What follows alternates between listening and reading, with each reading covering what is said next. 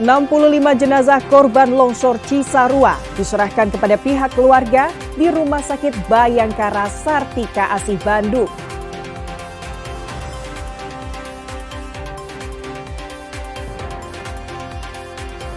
Tebing setinggi 10 meter ambrol menghantam rumah pedagang es doger di Cirebon.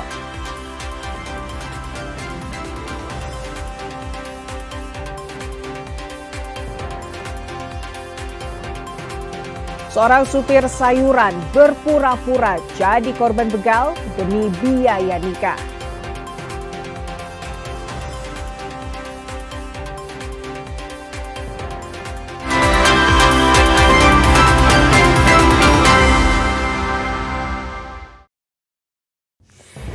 Selamat pagi saudara, selain ketiga informasi utama tadi, kami masih memiliki informasi menarik lainnya. Saya Fida Latas akan menemani Anda dengan berita independen terpercaya. Kita simak Kompas Pagi selengkapnya.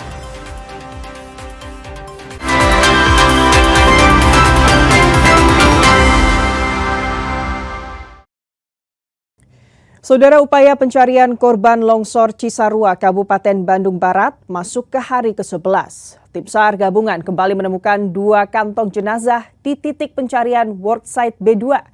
Meski terkendala medan yang berat dan beresiko, proses evakuasi serta identifikasi terus dipercepat guna memberikan kepastian bagi keluarga korban.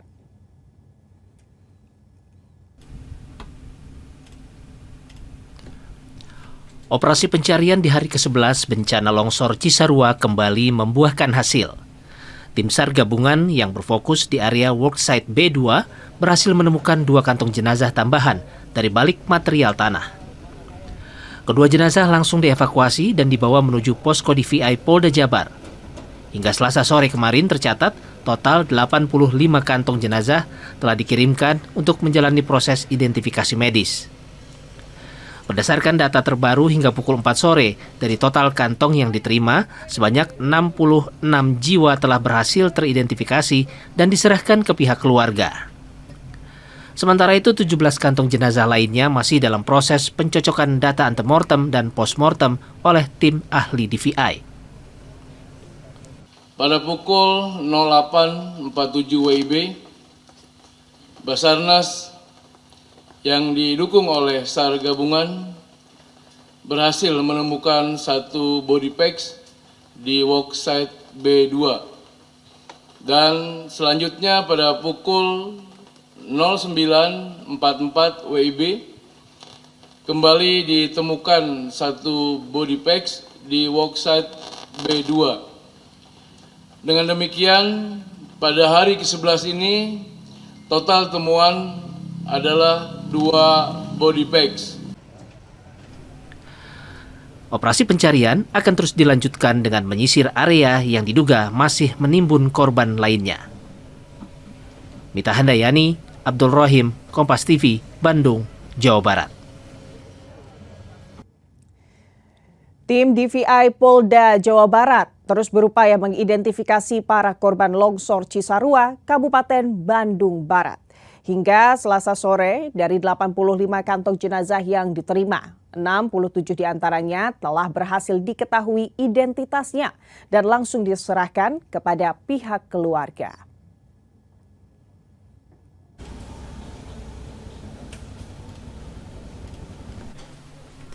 Proses identifikasi korban longsor Cisarua memasuki hari ke-11. Hingga pukul 5 sore, petugas telah menerima total 85 kantong jenazah dari lokasi pencarian. Dari puluhan kantong tersebut, 67 jiwa telah berhasil teridentifikasi secara medis. Berdasarkan data dari posko antemortem, dari total 104 laporan orang hilang yang diterima, tercatat masih ada 19 korban lagi yang belum ditemukan di titik longsor. Koordinasi antar unsur gabungan terus diperkuat, baik dalam hal pencarian di lapangan maupun pencocokan data medis, agar seluruh korban yang masih hilang dapat segera ditemukan dan diidentifikasi.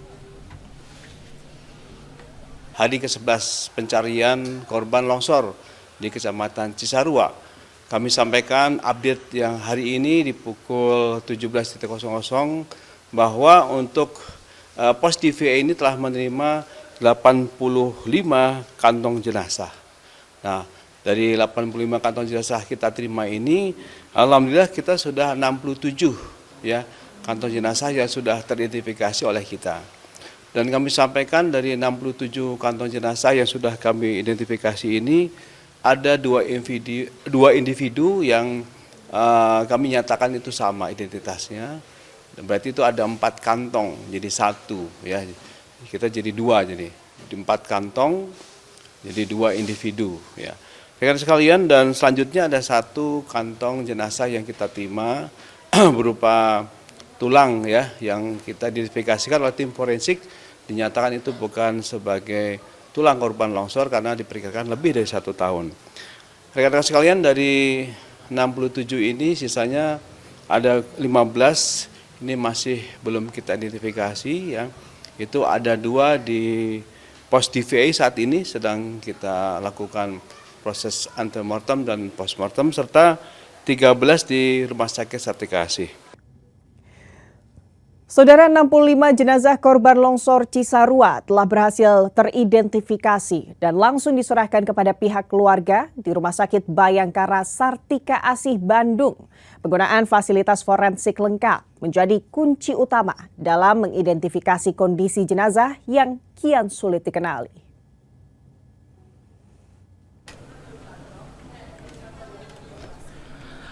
Memasuki hari ke-11 pasca bencana, tim DVI Polda Jabar melakukan serah terima korban longsor Cisarua kepada pihak keluarga yang berlangsung di RS Bayangkara tingkat 2 Sartika Asih Bandung. Dari total 83 kantong jenazah yang diterima, sebanyak 65 jenazah kini telah diketahui identitasnya. Sebelumnya, pada Selasa pagi kemarin, tim medis kembali menyelesaikan proses rekonsiliasi data hingga jenazah bisa segera dibawa pulang untuk dimakamkan. Rumah Sakit Sartika Asih sengaja dipilih sebagai pusat identifikasi atau posko postmortem karena fasilitasnya yang memadai. Terdapat ruang penyimpanan khusus dengan mesin pendingin serta peralatan forensik canggih untuk menghadapi tantangan medis. Kita dari Rumah Sakit Bayangkara Sartika Asih ini mempunyai fasilitas forensik yang cukup memadai, termasuk tenaganya, sumber dayanya, dan alhamdulillah mendapat bantuan dari Polda Jabar dan BNPB. Kita ada freezer sehingga jenazah itu dilakukan pemulasaran dan nantinya serah terima di posko DVI di Rumah Sakit Bayangkara Sartika Asih. Proses identifikasi terhadap sisa kantong jenazah lainnya yang masih terus dilanjutkan. Kompleksivitas identifikasi meningkat, mengingat kondisi jenazah yang sebagian besar sudah tidak utuh akibat tertimbun material longsor. Bahkan, proses pembusukan alami membuat tim ahli bekerja lebih ekstra menggunakan sampel DNA maupun data odontologi atau pemeriksaan gigi. Mita Handayani, Abdul Rohim, Kompas TV, Bandung, Jawa Barat.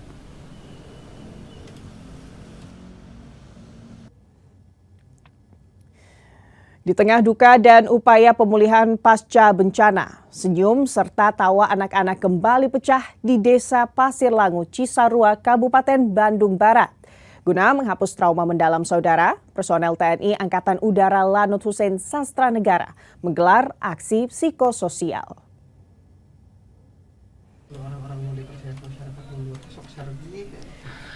Suasana haru berganti ceria dari RT 04 RW 11 Desa Pasir Langu.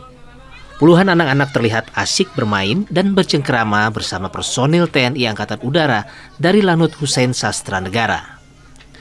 Kegiatan psikososial ini sengaja digelar sebagai obat penawar trauma atau trauma healing, terutama bagi anak-anak yang menyaksikan langsung dahsyatnya bencana longsor yang melanda desa mereka beberapa waktu lalu. Berbagai permainan edukatif dan games interaktif disajikan untuk mengalihkan rasa takut menjadi kebahagiaan. Tidak hanya anak-anak, para orang tua pun turut dilibatkan dalam sesi dialog ringan. Pendekatan humanis ini dilakukan agar warga merasa aman dan tidak lagi dibayang-bayangi rasa cemas saat berada di lokasi pengungsian maupun di rumah. Di Lanut Hussein Sastra Negara, Kita di sini melakukan dukungan psikososial ya dalam rangka menghibur para warga di sini, kemudian para anak-anak di sini kita hibur di tengah-tengah situasi bencana. Seperti itu, Mbak. Apa bedanya psikososial dan trauma healing? Untuk psikososial sendiri karena ini masih waktu bencana dari hari H sampai sekarang masih kurang dari baru 11 hari ya. Baru 11 hari ini kita makanya kita sebut sebagai psikososial. Kalau trauma healing nanti kita ada waktu kurang lebih 1 bulan. Biasanya kita 1 bulan setelah 1 bulan pasca kejadian, nah itu kita kategorikan trauma healing. Rencananya program psikososial ini akan kembali dilakukan secara berkala. Harapannya kondisi emosional warga dapat segera pulih seiring dengan proses rekonstruksi fisik yang tengah berjalan. Mita Handayani, Abdul Rohim, Kompas TV, Kabupaten Bandung Barat, Jawa Barat.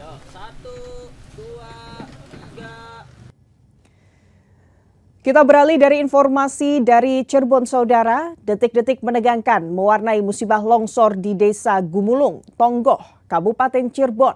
Sebuah tebing setinggi 10 meter ambrol dan menghantam rumah seorang pedagang es doger hingga jebol.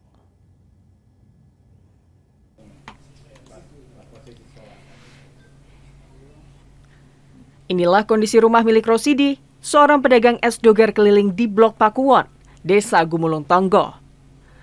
Bagian dapur rumahnya kini porak-poranda dan tak lagi berbentuk usai diterjang longsor pada Senin petang kemarin.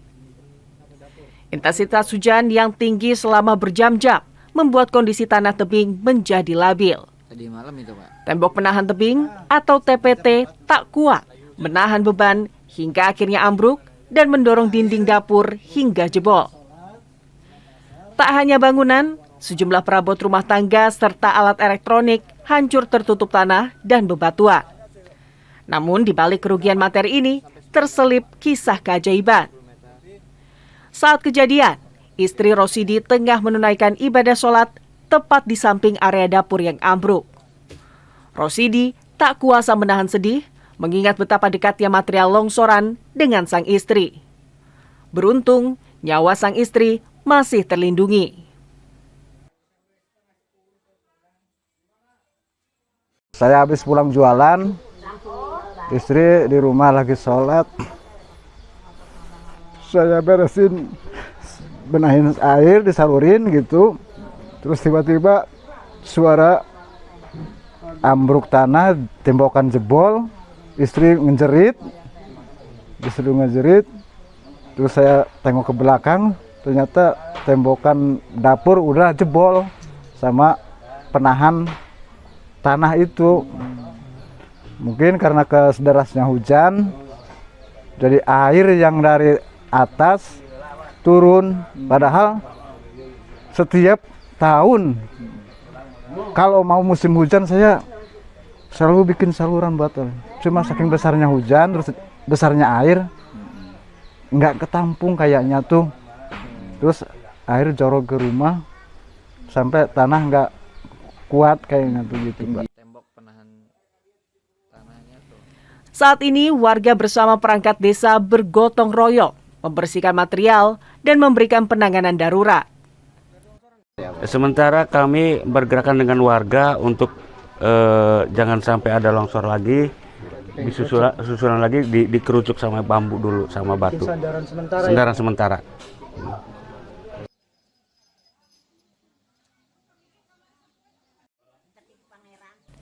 Karena khawatir akan adanya longsor susulan, mengingat cuaca masih ekstrim, Rosidi bersama istri dan anaknya kini mengungsi ke rumah kerabat. Mereka sangat berharap adanya bantuan pemerintah daerah untuk perbaikan rumah mereka. Muhammad Syahri Romdon, Kompas TV, Cirebon, Jawa Barat.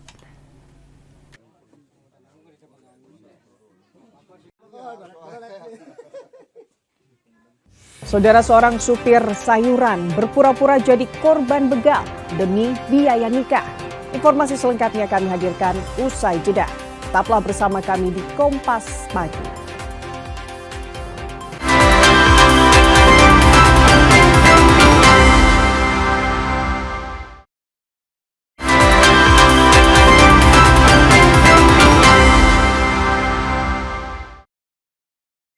Pemerintah Provinsi Jawa Barat terus mempercepat penanganan pasca bencana longsor di Cisarua, Kabupaten Bandung Barat.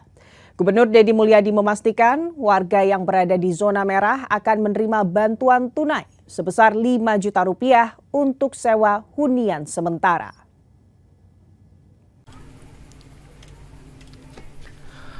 Penanganan bencana longsor di Cisarua, Kabupaten Bandung Barat menjadi perhatian pemerintah Provinsi Jawa Barat. Selain memberikan santunan sebesar 25 juta rupiah kepada keluarga yang keluarganya meninggal dunia, Pemprov Jabar akan menguncurkan bantuan sebesar 5 juta rupiah per kepala keluarga, khusus bagi warga di zona merah, guna mencari hunian sementara yang lebih aman. Terkait solusi jangka panjang, Gubernur menyatakan bahwa rencana relokasi ini kini masuk dalam tahap pembahasan serius. Pemerintah akan sesegera mungkin membangun hunian baru bagi warga yang rumahnya hancur total, maupun yang berada di titik rawan longsor susulan. Per kepala keluarga korban per orang 25 juta. Terus kemudian ya yang kemarin tuh. Terus kemudian yang lainnya ya nanti kita relokasi. Kan masih ada 50 kepala keluarga yang zona merah nih susulan. Nah itu mulai besok dikasih uang untuk kontrak 5 jutaan per kepala keluarga. Karena itu bukan rumah yang longsor. Dan setelah itu kita memikirkan untuk membangun rumah hunian baru. Saudara, sudah 2 pekan lebih SMP Negeri 1 Teluk Jambe Barat di Karawang masih terkepung banjir. Tak hanya melumpuhkan fasilitas sekolah, aktivitas belajar mengajar pun terganggu total. Meski sistem daring diterapkan, kenyataannya banyak siswa yang tak bisa belajar karena turut menjadi korban pengungsian. Berikut liputan selengkapnya.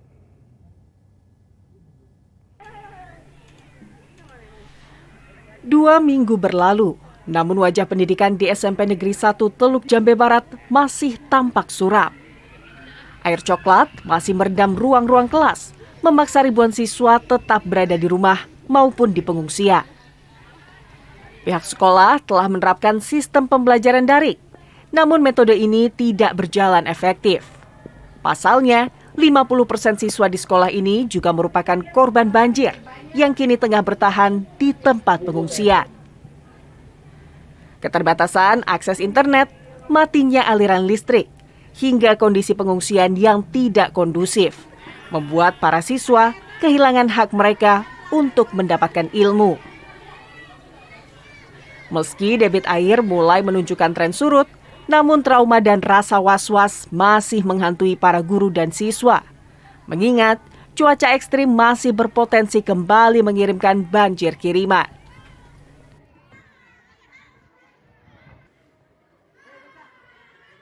Kita sudah hampir 2 pekan lebih dan kondisinya sekarang udah mulai agak surut. Pekan lalu sampai ke atap, mau atap sampai situ. Terus gimana aktivitas kegiatan belajar mengajar, Bu? Kami selama banjir melaksanakan KBM secara daring. Bapak Ibu guru bisa melalui Zoom atau LMS ke masing-masing siswa. Warga sekolah berharap adanya perhatian serius dari pemerintah daerah agar mimpi buruk banjir tahunan yang sudah berlangsung selama 15 tahun ini tidak terus mengorbankan masa depan generasi muda di Karawang. Adi Wahadi, Kompas TV, Karawang, Jawa Barat. 2 pekan berlalu namun banjir tak kunjung surut di Karawang. Tak hanya merendam ratusan rumah, debit air yang tinggi juga melumpuhkan aktivitas di SMP Negeri 1 Teluk Jambe Barat. Dan berikut liputan jurnalis Kompas TV Adi Wahadi dari Karawang. Saudara, saat ini saya berada di salah satu ruangan SMP Negeri 1 Teluk Jambe Barat, Kabupaten Karawang. Ini adalah ruangan perpustakaan SMP Negeri 1 Teluk Jambe Barat dan bisa dilihat langsung kondisi dari ruang ini berantakan.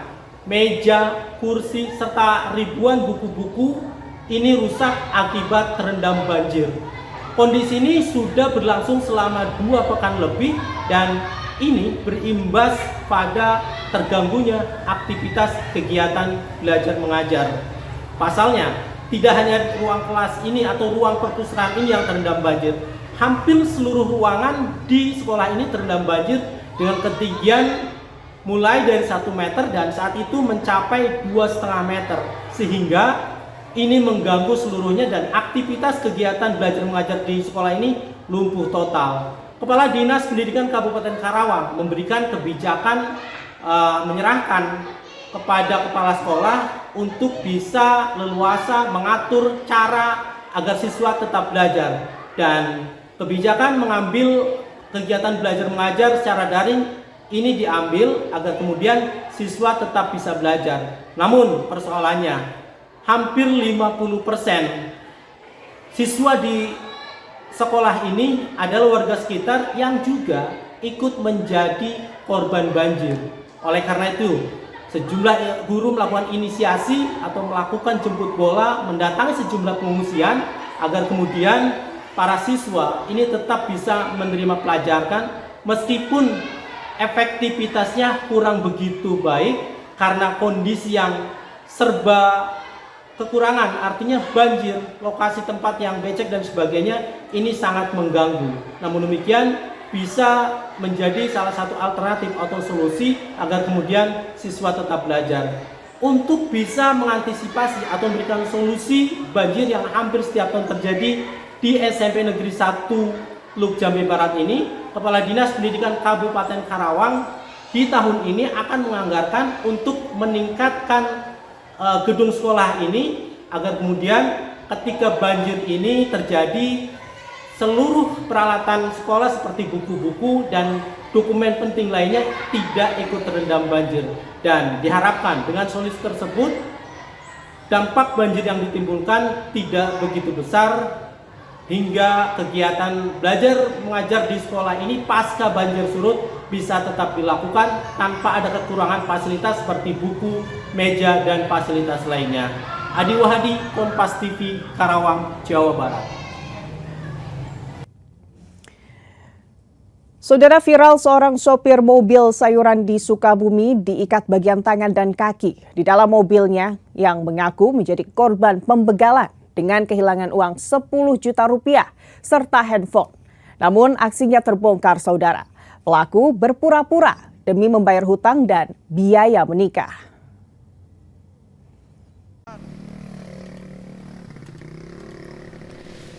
Dalam video amatir ini, seorang pria berinisial N warga Kecamatan Cisaat, Kabupaten Sukabumi ditemukan warga dalam kondisi terikat tali di bagian tangan dan kaki selama 3 jam di Jalan Lingkar Selatan, Desa Cisaat, Kecamatan Cisaat, Sukabumi.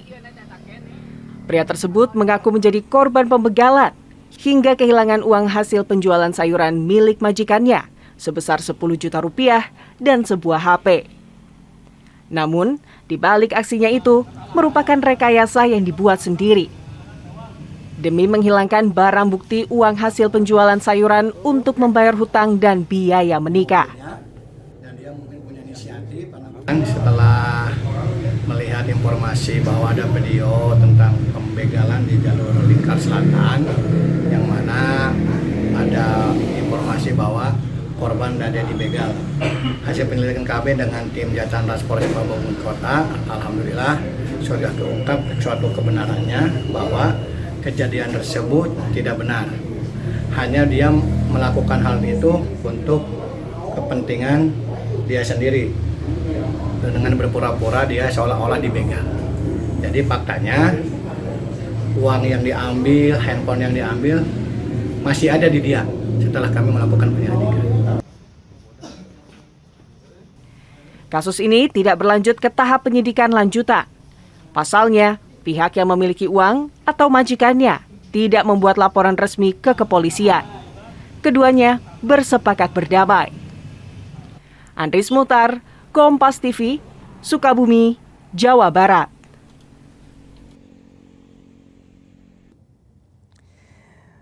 Serikat Pekerja di Jawa Barat memprotes keputusan Gubernur Deddy Mulyadi terkait penetapan upah minimum 2026. Buruh menilai UMSK tidak sesuai rekomendasi daerah dan mengancam akan menggugat ke PT UN.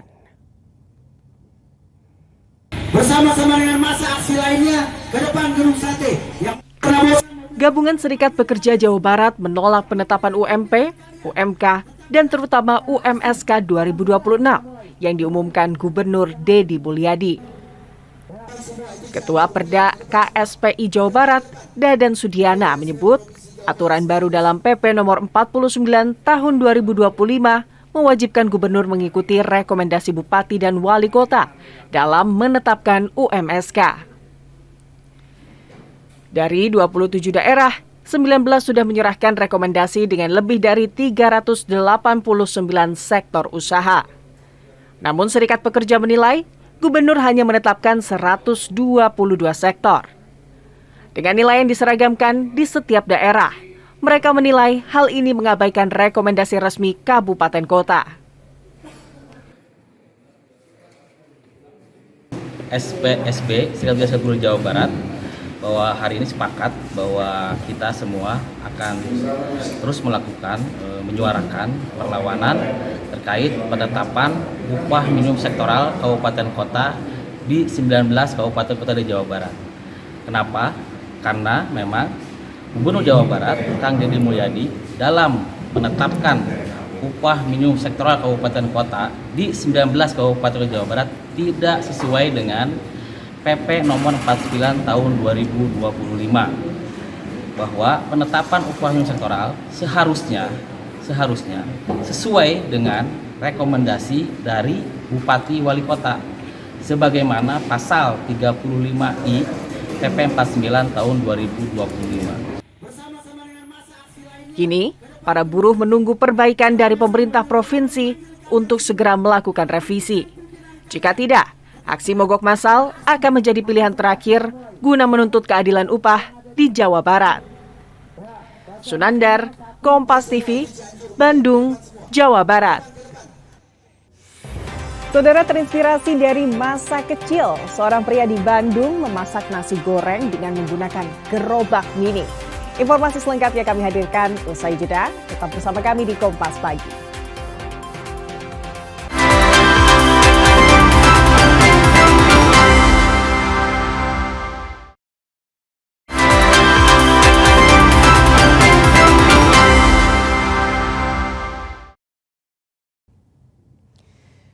Saudara, pemerintah Kota Sukabumi terus memperkuat strategi dalam menanggulangi kemiskinan melalui program inovatif Ayeuna Waktuna Berbagi Berkah atau 12 PAS. Lewat program ini, saudara, pemerintah daerah melakukan intervensi langsung dengan mendatangi rumah-rumah warga kurang mampu guna memastikan bantuan sosial tepat sasaran. Berikut liputan selengkapnya. Bukan sekedar seremonial di balik meja, Wali Kota Sukabumi, Ayep Zaki, bersama Wakil Wali Kota, Bobi Maulana, turun langsung menyusuri gang-gang sempit untuk menyapa warga kurang mampu di wilayahnya. Kehadiran pemimpin Kota Sukabumi ini merupakan bagian dari program Ayeuna Waktuna Berbagi Berkah atau 12 PAS. Misinya adalah melakukan intervensi nyata terhadap persoalan sosial ekonomi warga secara door-to-door atau dari pintu ke pintu.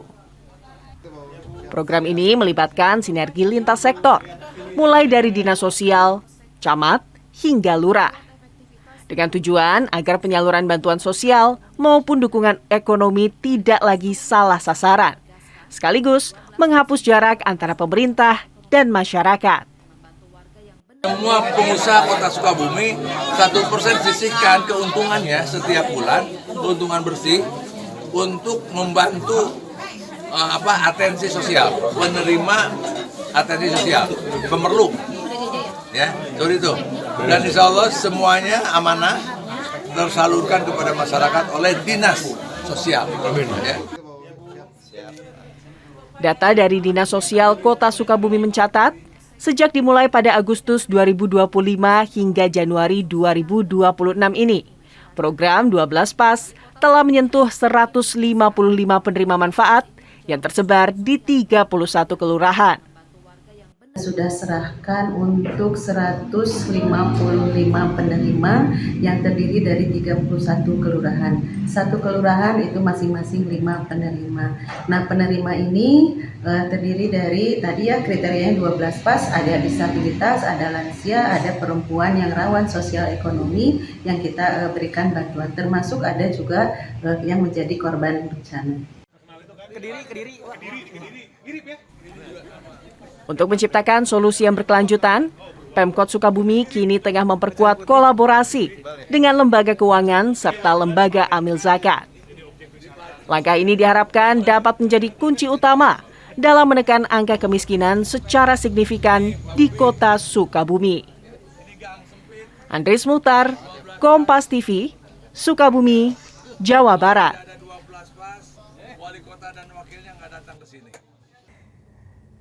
Terinspirasi dari masa kecil, seorang pria di Bandung memasak nasi goreng dengan menggunakan gerobak mini. Proses pembuatan nasi goreng mini ini sama halnya dengan pembuatan nasi goreng pada umumnya. Penasaran seperti apa proses pembuatannya? Berikut liputannya.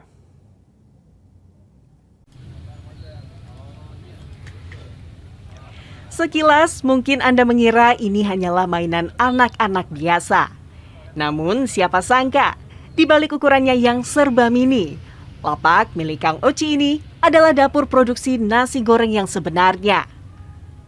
Lihat saja detailnya, mulai dari gerobak, katel, gelas, hingga kursi duduk, semuanya dibuat dalam versi mikro. Uniknya, gerobak ini berfungsi sempurna. Kang Oci bisa menggoreng telur hingga meracik nasi goreng dengan bumbu lengkap di atas wajan mungil ini. Pria bernama asli Ibrahim Gonzi ini mengaku, ide nyeleneh ini berawal dari nostalgia masa kecil saat ia sering bermain masak-masakan. Gerobak unik ini ia rakit sendiri dengan memanfaatkan bahan sisa mainan yang sudah tidak terpakai. Kalau inspirasinya sebenarnya dari saya waktu SD suka masak-masakan. Nah, terus kebetulan sekarang saya ingin bikin konten. Akhirnya kepikirlah buat ide masak-masakan bikin konten gitu. Ini udah jalan berapa lama kayak gini ya? Baru sekitar 3 bulan. 3 bulan. Iya. Ini tadi kan banyak warga yang lihat juga nyoba nasi goreng, itu bayar atau enggak sih ya? Kalau ini sebenarnya gratis, cuma buat konten aja. Meski masuk dalam kategori micro cooking atau konten masak mini, Kang Oci membuktikan jika nasi goreng racikannya tetap layak konsumsi dan memiliki cita rasa yang sama dengan nasi goreng pada umumnya. Ini bukan hanya soal konten, tetapi juga soal kreativitas tanpa batas dari Kota Kembang. Sunandar, Kompas TV, Bandung, Jawa Barat. Menjelang perayaan Tahun Baru Imlek, perajin lampion di Kota Bandung mulai kebanjiran pesanan.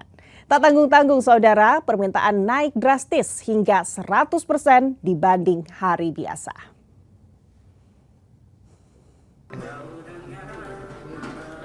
Warna merah menyala kini mendominasi sebuah bengkel kreatif di Jalan Gunung Batu, Kota Bandung. Para perajin tampak sibuk menyelesaikan pesanan lampion berbagai ukuran, mulai dari yang kecil hingga berukuran jumbo. Proses pembuatannya ternyata tidak mudah. Dibutuhkan ketelitian ekstra dan waktu yang cukup panjang, mulai dari membentuk rangka kawat, melapisi kain, hingga memasang ornamen khas secara simetris. Dalam sehari, satu perajin hanya mampu menyelesaikan 2 hingga 4 unit lampion besar. Untuk perayaan Imlek tahun ini, model lampion bulat klasik berwarna merah masih menjadi primadona yang paling banyak dicari konsumen. Lisha, salah seorang perajin lampion mengungkapkan, pesanan tahun ini meningkat tajam hingga 100%. Selain untuk dekorasi rumah, lampion-lampion ini banyak dipesan oleh pengelola mal dan hotel di wilayah Bandung Raya hingga Jabodetabek. Peningkatan sih ya. Berapa persen Ibu? Sekitar 100%. 100%. Jadi kirimnya kemana aja Bu? Ada yang Bogor, Jakarta, juga di Bandung juga ada, Marekon juga. Sekarang di PT Apik Devino ya, PT Devino, dan sekarang PT yang dekorasi itu. Untuk harga, satu buah lampion besar dibanderol mulai dari Rp400 hingga Rp500.000. Meningkatnya permintaan ini tak hanya menjadi berkah bagi perajin, tapi juga menunjukkan tradisi Imlek yang tetap hidup dan meriah di tengah masyarakat. Sunandar, Kompas TV, Bandung, Jawa Barat. Saudara, di 4 besar Indonesia yang jadi satu-satunya wakil Asia Tenggara sudah dinanti Jepang. Informasi selengkapnya kami hadirkan usai jeda. Tetap bersama Kompas Pagi.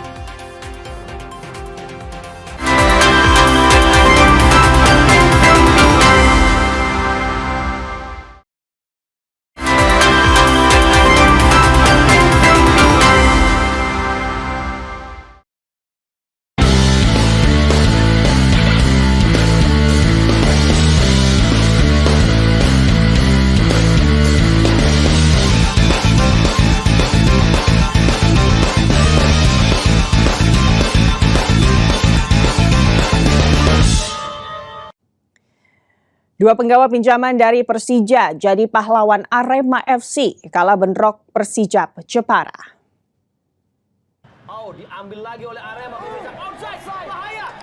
6 menit laga bergulir, Arema FC sempat dikejutkan gol cepat Persijap Jepara lewat kaki Borja Herrera. Beruntung dianulir wasit karena terjadi offside lebih dulu. Coba menekan, publik Stadion Kanjuruhan akhirnya bisa bernafas lega di menit 36. Gol Singo Edan dibantu dua penggawa pinjaman dari Persija. Umpan Rio Fahmi mampu dikonversi menjadi gol Hansa Muyama. Hingga wasit menutup peluit akhir, skor 1-0 keunggulan Arema tidak berubah. Tambahan 3 poin mendongkrak posisi Arema ke tangga 10 mengoleksi 24 poin. Sebaliknya, Persija makin merana di peringkat 16 zona merah. Mantan kiper Timnas Arditani Ardiasa berikan coaching klinik kepada puluhan anak usia 10 hingga 12 tahun di Gor Sumantri. Teknik dasar dribble, passing, kontrol, dan shooting jadi menu utama coaching klinik yang diberikan Arditani pada puluhan anak dari beragam sekolah sepak bola.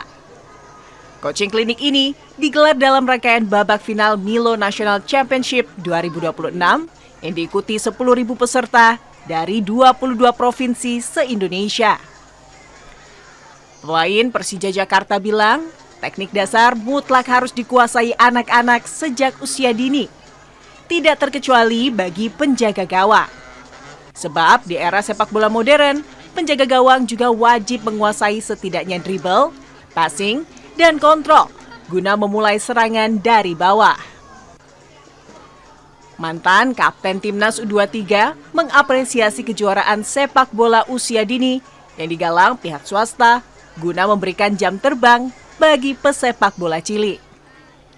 Kegiatan ini penting agar ke depan Timnas Indonesia memiliki talenta pesepak bola domestik yang tak kalah saing dari pemain hasil program naturalisasi.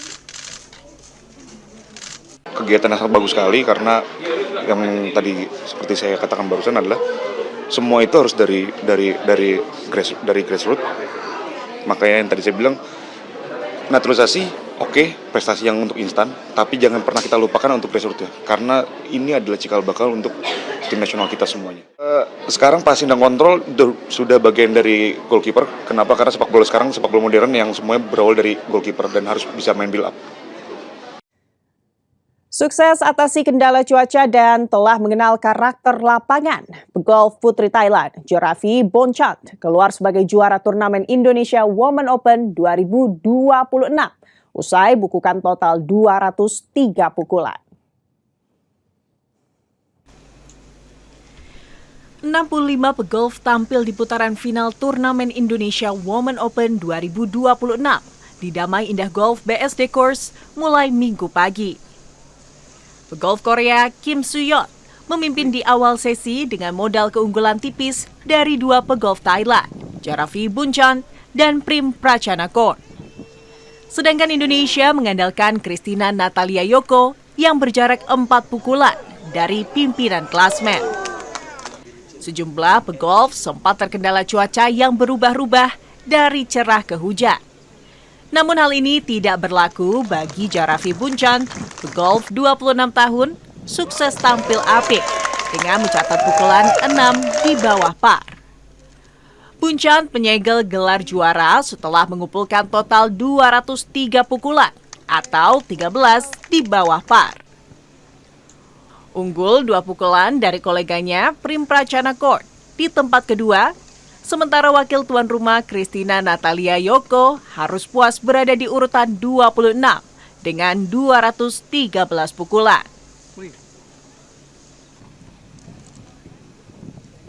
So I think we are pretty prepared for the rain, and as I said, I came to Indonesia for a couple of multiple times now, so I kind of know that it's going to be humid and rainy. So I think with that mentality, I come into the tournament pretty prepared for the weather, and it's similar weather to Thailand too. It's hot and humid, so I'm not too far different from home. Indonesia borong 4 gelar dari turnamen bulu tangkis Thailand Masters 2026. Pasangan baru Amalia Cahaya Pratiwi, Siti Fadia, sukses pecah telur. Sementara Zaki Ubaidillah jadi juara di nomor tunggal putra.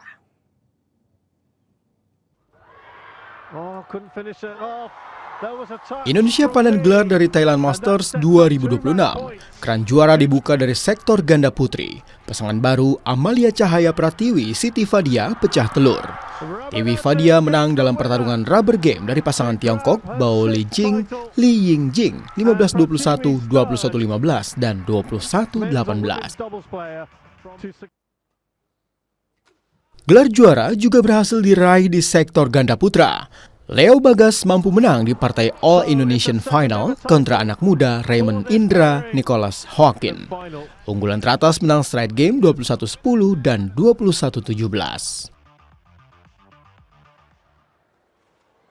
Perang saudara juga tersaji di sektor ganda campuran. Adnan Maulana Indah Cahya Sari Jamil jumpa pasangan non-pelatnas Bobby Setiabudi Melati Daeva.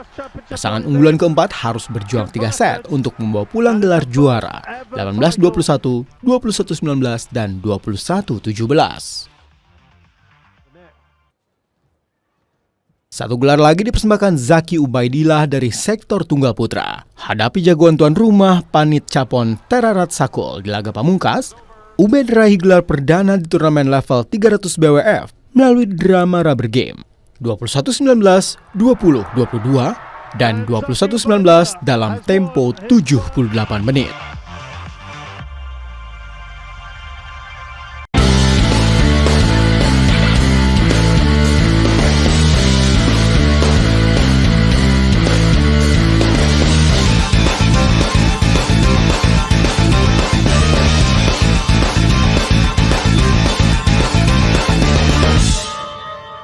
Saudara, 65 jenazah korban longsor Cisarua diserahkan kepada pihak keluarga di Rumah Sakit Bayangkara Sartika Asih Bandung. Informasi selengkapnya kami hadirkan usai jeda. Tetap bersama Kompas Pagi.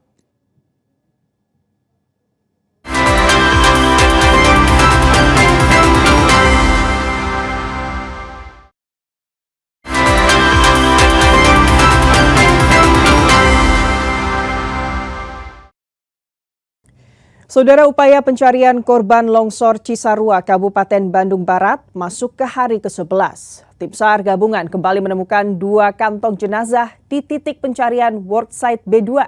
Meski terkendala medan yang berat dan beresiko, proses evakuasi serta identifikasi terus dipercepat guna memberikan kepastian bagi keluarga korban.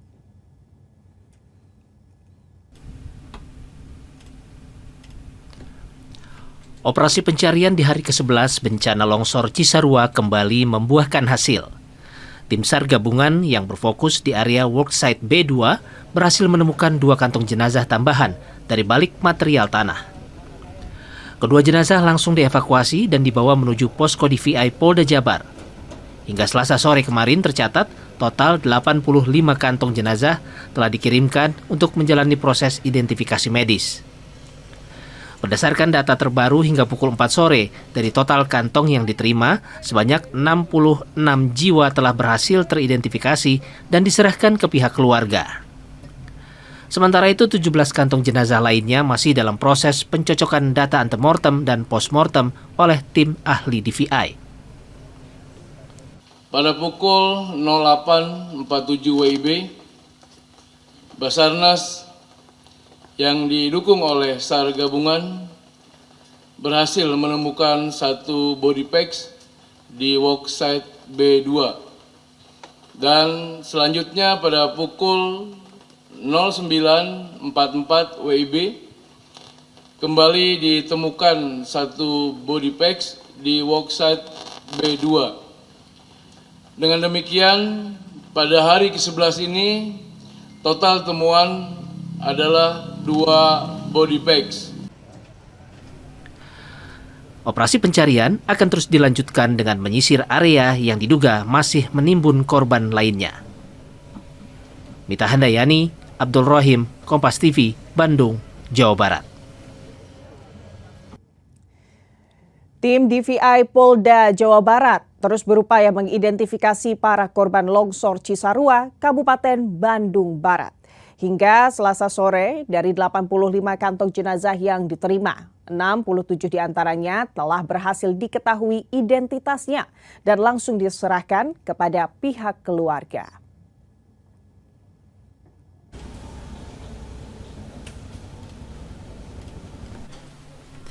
Proses identifikasi korban longsor Cisarua memasuki hari ke-11.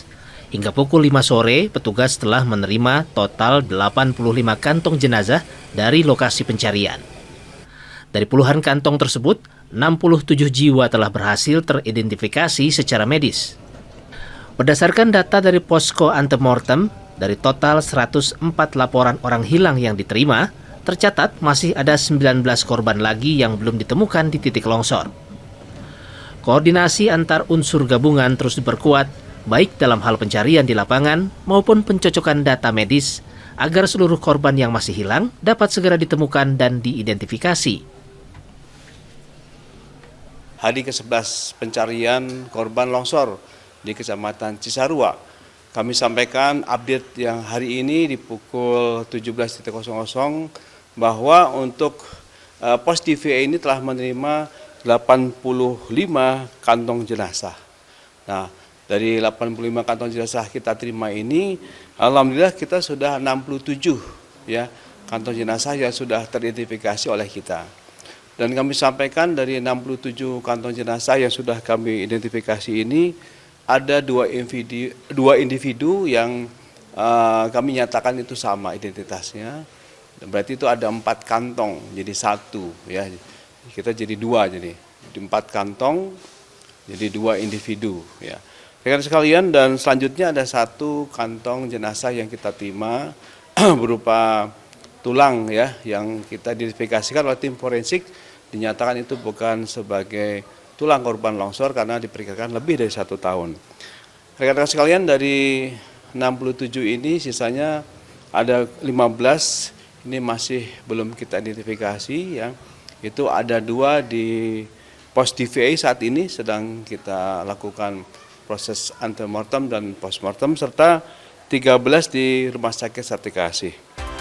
Saudara, dengan berakhirnya informasi tadi sekaligus mengakhiri Kompas Pagi episode hari ini. Saya Fida Alatas beserta kru yang bertugas mengucapkan terima kasih dan sampai jumpa.